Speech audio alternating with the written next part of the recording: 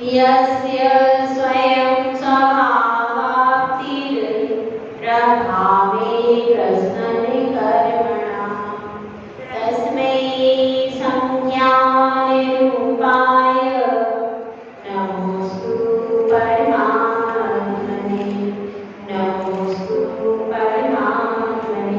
पंच परमेश्वरी भगवान की एक हजार श्री शांतिनाथ भगवान की परम पूज्य आचार्य श्री आदि सागर महाराज की, आचार्य श्री महावीर महाराज की, आचार्य श्री सुमन सागर महाराज की, आचार्य श्री तपस्वी सम्राट सरस्वती सागर महाराज की, आचार्य गुरुवर सुंदर सागर महाराज की, अहिंसा में ईश्वर धर्म की, जिनवाणी माता की, जगत जय सरस्वती माता जी की, वैका सरस्वती की जय।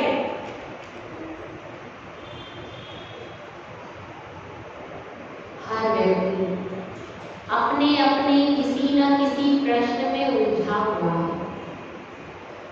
आप किसी भी व्यक्ति को देख लीजिए, वह एकदम से आपसे कनेक्ट नहीं होता। किसी न किसी प्रश्न उसके दिमाग में चलता रहता है। तो ऐसा ही एक प्रश्न लेकर के एक व्यक्ति गुरु के चरणों में गया और गुरुदेव से वह पूछने वाला कौन है? प्रश्न कुमार। प्रश्न कुमार एक नए प्रश्न के साथ में गुरुदेव के चरणों में जाता है और गुरुदेव से पूछता है कि हे गुरुदेव, इस संसार में सबसे बड़ा सच क्या है? क्या पूछा उसने? इस संसार में सबसे बड़ा सच क्या है? तो गुरुदेव कहते हैं, गुरुदेव उससे कहते हैं, मैं तुम्हें एक कथा सुनाता हूँ, उस कथा के माध्यम से तुम्हें समझ में आ जाएगा कि संसार में सबसे बड़ा सच क्या है। ठीक है, उसने कहा ठीक है गुरुदेव सुनाइए। गुरुदेव ने सुनाना शुरू किया। एक व्यक्ति था, वह भी तुम्हारी तरह गुरु के चरणों में आया, लेकिन वह भगवान को नहीं मानता था, गुरु को भी नहीं मानता था, जिनवाणी को भी नहीं मानता था, किसी को भी नहीं मानता था। वह नास्तिक था, आस्तिक नहीं था। लेकिन कौतूहलवश ऐसे ही भीड़ देख करके गुरु के पास आकर के बैठ गया। उसने भी तुम्हारी तरह ही प्रश्न पूछा, हे गुरुदेव, संसार में सबसे बड़ा सच क्या है? गुरुदेव ने कहा कि आप एक काम कीजिए, जब कोई व्यक्ति मेरे पास आता है तो मैं उसको कुछ ना कुछ देता हूँ। तो अब आप यहाँ से जा रहे हो तो मैं आपको कुछ दूंगा। तो उसे लगा गुरुदेव मुझे नियम देंगे। क्या देंगे? गुरु के पास है क्या? निर्ग्रंथ गुरु, निर्ग्रंथ गुरु के पास में क्या है? महाराज कोई ना कोई नियम पकड़ा देते, इसीलिए ना चौके में जाते ना मंदिर में जाते, तो महाराज नियम पकड़ा देते, बड़ी मुसीबत है। तो नियम पकड़ाने के बहुत डरा। उसने कहा देखो महाराज, नियम पकड़ाना मत, मैं कोई नियम नहीं लेता और मैं भगवान को नहीं मानता, गुरु को नहीं मानता, मैं किसी को भी नहीं मानता, इसीलिए नियम देना नहीं। तो महाराज ने कहा भैया मैं नियम नहीं दे रहा। तो गुरुदेव क्या दे रहे हो? अब गुरुदेव आप क्या दोगे? तो उन्होंने कहा मैं तुम्हें एक चित्र दूंगा। कैसे देंगे गुरुदेव? आपके पास कुछ नहीं, यहाँ पर एक चित्रकार है, वह तुम्हारे घर पर एक चित्र बनाएगा। इसमें क्या बात है? मैं कहना देखो, मैं भगवान का चित्र मत दे देना, क्योंकि मैं भगवान को नहीं मानता, और गुरु का चित्र भी आप नहीं दे सकते क्योंकि मैं गुरु को नहीं मानता। तो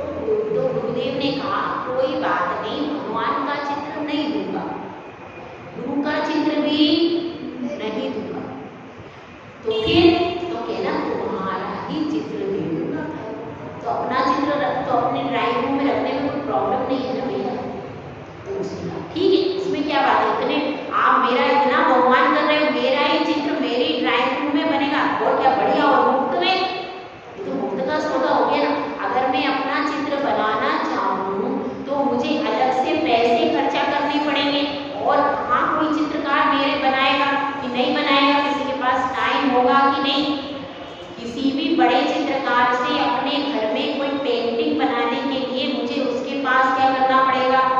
उसके पास से अपॉइंटमेंट लेना पड़ेगा, फिर वो चित्र बनाएगा। तो यहाँ पर मुफ्त में मिल रहा है, तो मुफ्त की चीज क्या हो रही है भैया? तो उसने सोचा कोई बात नहीं, आने दो। और वह चित्रकार को लेकर के चित्रकार ने चित्र बना दिया और कहा भाई इसको खोलना नहीं, आप जाकर के आपके घर में लगा दो। अब उसने वह चित्र अपने घर में लगा लिया। घर में लगाने के बाद में 3 दिन बीते।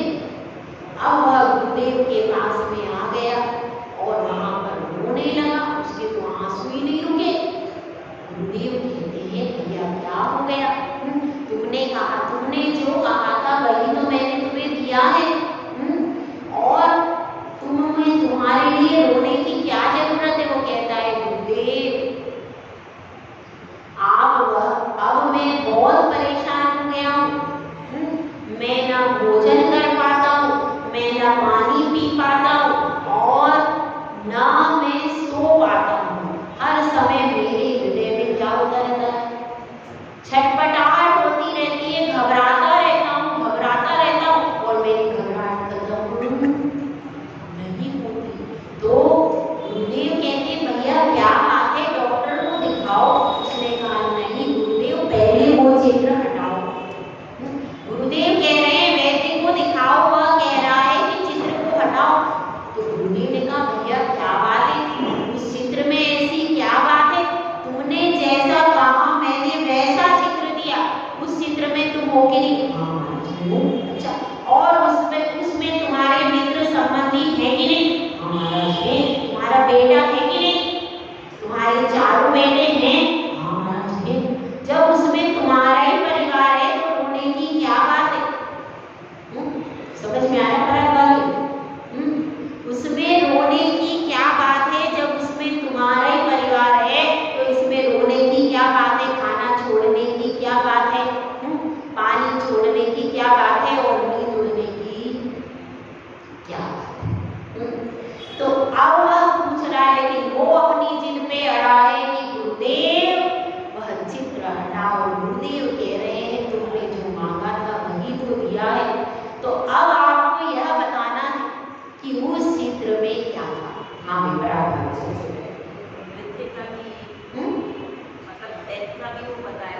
क्या बताया? कैसा कैसा? What will happen to my family after my death? ऐसा हो सकता है, मतलब क्या हो सकता है?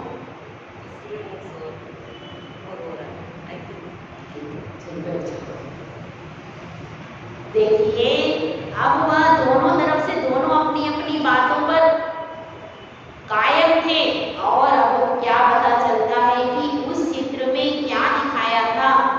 उस चित्र में दिखाया था कि वह जो व्यक्ति है वह मृत्यु शैया पर पड़ा हुआ है। किस पर?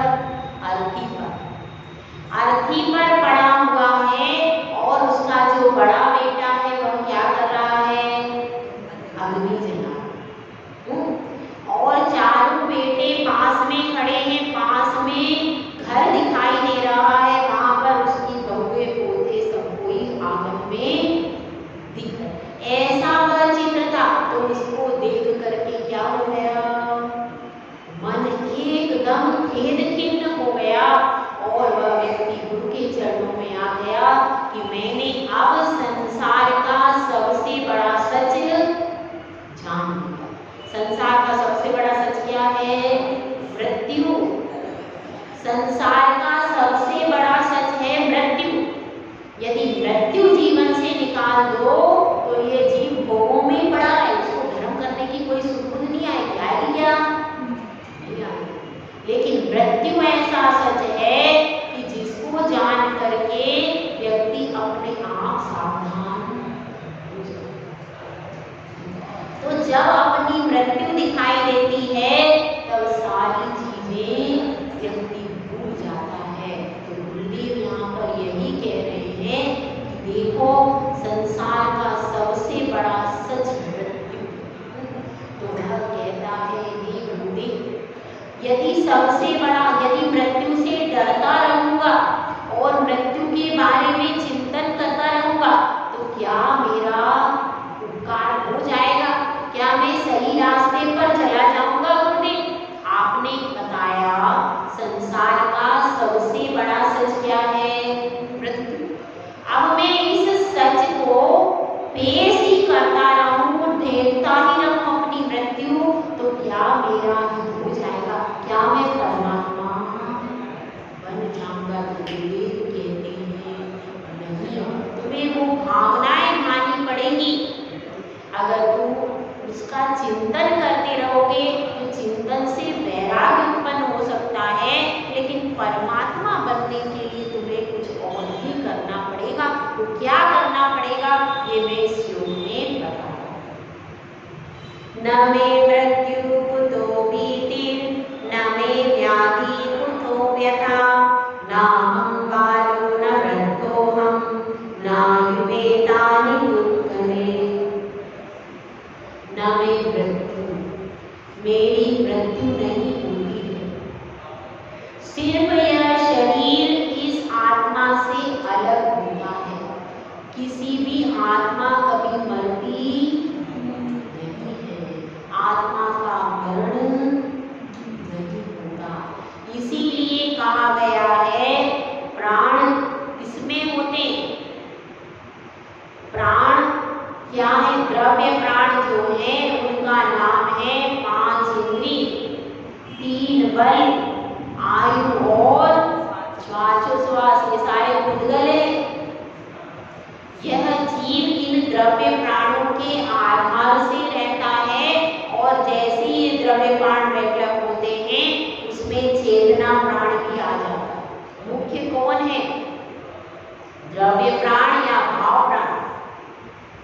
कौन मुख्य? नहीं, द्रव्य प्राण मैंने आपको बता दिए 5 इंद्रिय, 3 बल, आयु और श्वासोच्छ्वास। कितने हो गए भैया? कितने हो गए संदीप भैया? 10 प्राण। ये 10 प्राण हो गए और एक होता है चेतना प्राण। चेतना प्राण मुख्य है और ये 10 प्राण कैसे हैं?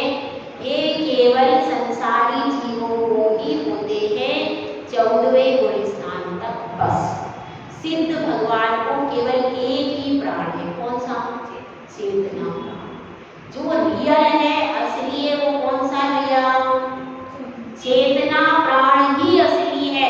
बाकी ये जो 10 प्राण है, लेकिन हम तो यही समझते इसके प्राण निकल गए, इसके प्राण निकल गए। उसके जो 10 प्राण है वो तो निकल गए, लेकिन चेतना प्राण आगे जाता है। वो फिर नवीन शरीर धारण कर लेता है कर्म के आधार पर। वापिस से वो 10 प्राण उसमें अनुप्राणित हो जाते हैं। तो ये अपनी बात चल रही है न मे मृत्यु कुतो भीति। अगर तुम्हें भय लगता है मृत्यु से, जैसे उसको लग रहा था ना मृत्यु से भय, वो खाना नहीं खा रहा था, पानी नहीं पी पा रहा था, सो नहीं पा रहा था। अगर मृत्यु से भय लगता है तो यह समझो केवल इस शरीर की मृत्यु होगी, मेरी तो आज तक मृत्यु हो नहीं पाई। क्यों? क्योंकि किसी शस्त्र से मुझे काटा नहीं जा सकता। आत्मा को किसी भी शस्त्र से काटा नहीं जा सकता। किसी अस्त्र से उसको विध्वंस नहीं किया जा सकता और उसको जलाया नहीं जा सकता, अग्नि से, पानी से गलाया नहीं जा सकता। तो जब ये सब नहीं हो सकता तो उसकी मृत्यु कैसे होगी? क्योंकि मृत्यु के कारण क्या क्या है भैया? या तो उसका एक्सीडेंट हो जाए, उसका शरीर छिन्न भिन्न हो जाए तो मृत्यु होती है क्या? यदि वह जहर खा ले तो मृत्यु होती है कि नहीं? होती है। यदि हार्ट अटैक आ जाए तो मृत्यु होती है कि नहीं? होती है। किसकी होती है? लेकिन केवल वह शरीर अलग होता है और आत्मा तो ना हार्ट अटैक से मरती है, ना किसी रोग से मरती है, ना किसी अग्नि में जलती। तो जब उसकी इतने सारे उपकरणों से भी उस आत्मा का कभी घात होता ही नहीं तो वह मर सकती है क्या? बताओ। अजर अमर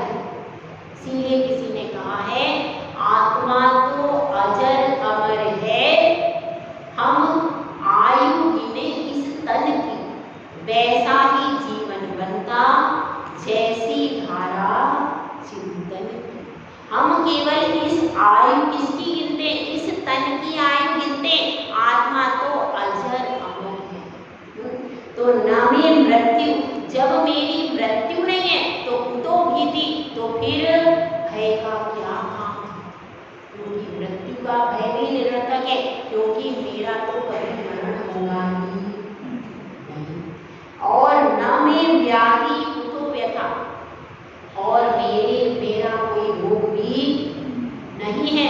तो फिर व्याधि के कारण दुख उत्पन्न होता है। जब मुझ में व्याधि नहीं है, रोग ही नहीं है, तो फिर दुख का क्या काम है, व्यथा किस बात की है। और जो ये 3 अवस्थाएं बताई गई, कौन कौन सी है, न हम बालो न वृद्धो हम, मैं बाल भी नहीं होता हूँ, बालक अवस्था भी मेरी नहीं है, वृद्ध भी नहीं होता है और युवक भी नहीं होता। ये तो सारी किसकी अवस्थाएं हैं, उद्गल। ये सारी अवस्थाएं उद्गल की हैं। मरण भी किसका होता है, केवल शरीर का, केवल उसी का मरण होता है। उसी शरीर में व्याधियां होती हैं, उसी शरीर की 3 अवस्थाएं होती हैं, बालक, वृद्ध और युवक। तो इस प्रकार से क्या चिंतन करना चाहिए, यहाँ पर आत्मा पर चिंतन करना चाहिए। केवल अपन मृत्यु के भय से यदि वैराग्य को प्राप्त होते हैं तो अधूरा है। क्यों? क्योंकि आपने केवल शरीर का चिंतन किया है, अभी आत्मा का चिंतन नहीं किया। शरीर का चिंतन किया है, मैं मर जाऊंगा, मेरी 3 अवस्थाएं हैं, मुझे व्याधि होगी, यह सब चिंतन किसका है, शरीर का। तो आत्मा का चिंतन करना है तो इस प्रकार से आत्मा का भी चिंतन करो, दोनों के स्वरूपों को पहचानो। क्योंकि भेद विज्ञान तभी होता है जब आत्मा के स्वरूप को पहचानते हैं, उद्गल के शरीर के स्वरूप को पहचानते, जब दोनों को अलग अलग जानते हैं, तब जाकर के भेद विज्ञान होता है, जो कि सम्यक दर्शन के प्राप्त होने में मूल कारण है। इसलिए यह चिंतन दोनों का करना पड़ेगा, शरीर का चिंतन भी किया, उसके बाद जब प्राणों का वियोग होता है तो यह भी चिंतन करना, मेरी आत्मा अजर अमर है, उसमें मरण कभी भी नहीं होता, और मुझ में कोई व्याधि नहीं है। यह जो 3 अवस्थाएं बनती हैं, यह आत्मा की अवस्थाएं नहीं। दोनों के चिंतन को जब अपन करते हैं तब भेद विज्ञान पूरा, दोनों के चिंतन को करो। तो यही बात आचार्य श्री कह रहे हैं, ये जो कहानी बताई इसमें मैंने पर्याय के विनाश की बात कही, और द्रव्य की बात किसमें कही है, आत्मा के ऊपर जो चिंतन किया जाता है उसमें द्रव्य की, और द्रव्य और पर्याय दोनों का चिंतन करोगे तब जाकर के कहीं तुमको भेद विज्ञान होगा। तो इस तरह से गुरुदेव ने यहाँ पर समझाया है कि अपने चिंतन की धारा अभी तक तुम्हारी शरीर की तरफ है, उस चिंतन की धारा